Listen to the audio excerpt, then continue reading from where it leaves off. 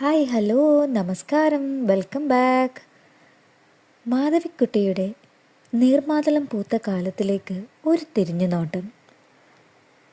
നാലപ്പാട്ട് പാമ്പിൻകാവിൽ അനവധി വർഷങ്ങളായി വളർന്നു നിൽക്കുന്ന നീർമാതള മരം പൂക്കുന്ന കാലത്ത് നാട്ടിൽ വന്നെത്തുവാൻ കൽക്കട്ടയിൽ ഒരു വിദ്യാർത്ഥിയായി ജീവിച്ചിരുന്ന എനിക്ക് എല്ലാ വർഷവും സാധിച്ചില്ല. ഇന്നും ആ മരം പൂക്കുമ്പോൾ ഞാൻ അവിടെ എത്താറില്ല.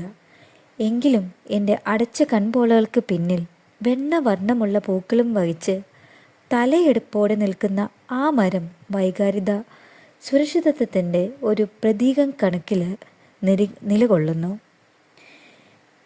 അതിൻ്റെ ഗന്ധം സ്മരണയുടെ രാജവീഥികളിൽ തളം കെട്ടുന്നു.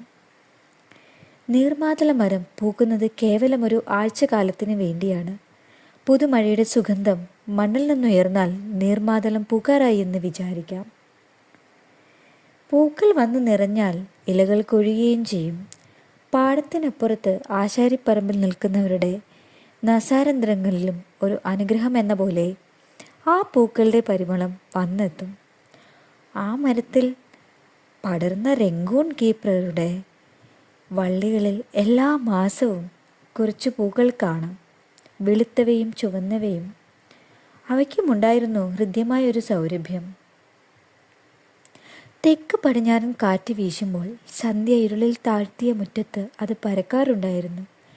എനിക്കവിടെ ഏറ്റവും ഇഷ്ടപ്പെടുന്നത് ഈ പാമ്പിൻകാവിലെ പൂക്കളുടെ മണമാണ്. ഞാൻ ഒരിക്കൽ അമ്മമ്മയോട് പറഞ്ഞു.